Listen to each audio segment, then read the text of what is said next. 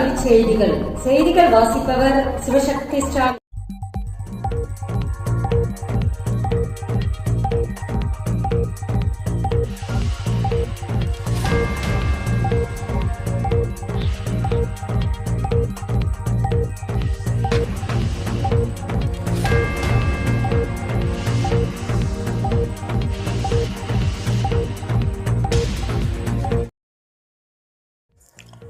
பள்ளியிலேயே மாணவர்களுக்கு ஆதார் அப்டேட் செய்ய ஏற்பாடு. பள்ளிக்கல்வித்துறை உத்தரவு. பள்ளிகளில் ஆதார் எண் பெறுவதற்கு புதிய பதிவுகள் மற்றும் ஆதார் எண் புதுப்பித்தல் தொடர்பான பணிகளை மேற்கொள்ள திட்டமிடப்பட்டுள்ளது. இன்றைய காலகட்டத்தில் ஆதார் முக்கியமான ஆவணமாக உள்ளன. ஆதார் அட்டையானது குடிமக்களின் புகைப்படம், முகவரி, கைரேகை முதலியனவற்றை கொண்டுள்ளது. இந்திய குடிமக்களின் அடையாள அட்டையாக ஆதார் எண் குறிப்பிடப்படுகிறது. பள்ளிகளில் மாணவர்களுக்கு, மாணவிகளுக்கு பல்வேறு நலத்திட்டங்கள் வழங்கப்பட்டு வருகின்றன. மாணவர்களுக்கு அளிக்கப்படும் நலத்திட்டங்கள் மற்றும் கல்வி உதவித்தொகைகள் பயனாளிகளின் வங்கிகள் கணக்கில் நேரடியாக அனுப்புவதற்கு ஆதார் எண் அவசியமாகிறது. எனவே அரசு உதவி பெறும் மற்றும் தனியார் பள்ளிகளில் பயிலும் மாணவர்கள் அனைவருக்கும் அப்பள்ளியில் ஆதார் பெறுவதற்கு புதிய பதிவுகள் மற்றும் புதுப்பித்தல் தொடர்பான பணிகளை மேற்கொள்ள திட்டமிடப்பட்டுள்ளது.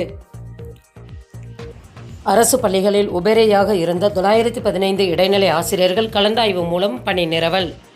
அரசு பள்ளிகளில் உபரியாக இருந்த 915 இடைநிலை ஆசிரியர்கள் கலந்தாய்வு மூலம் பணி நிரவல் செய்யப்பட்டுள்ளனர். தமிழகத்தில் தொடக்க கல்வி இயக்குநரகத்தின் கீழ் 31,336 தொடக்க நடுநிலை பள்ளிகள் இயங்கி வருகின்றன. இவற்றில் 25.50 லட்சம் மாணவர்கள் பயில்கின்றனர். இவர்களுக்கு பாடம் நடத்த 1.07 லட்சம் ஆசிரியர்கள் பணிபுரிகின்றனர். இதற்கிடையே அரசு பள்ளிகளில் ஆண்டுதோறும் மாணவர் எண்ணிக்கை அடிப்படையில் ஆசிரியர் பணியிடங்கள் நிர்ணயம் செய்யப்பட்டு வருகின்றன. அதில் உபரியாக உள்ள ஆசிரியர்கள் கண்டறியப்பட்டு தேவையுள்ள இதர பள்ளிகளுக்கு பணி நிரவல் செய்யப்படுவார் என பள்ளிக்கல்வித்துறை தெரிவித்துள்ளது.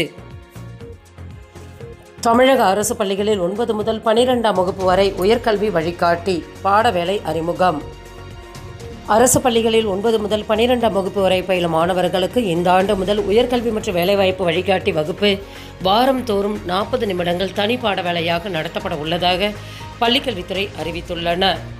பாடவேளையில் கற்பிக்கப்பட வேண்டிய பாடங்கள் சார்ந்த பாடத்திட்டம் வாரம் இடம்பெற்றுள்ளது.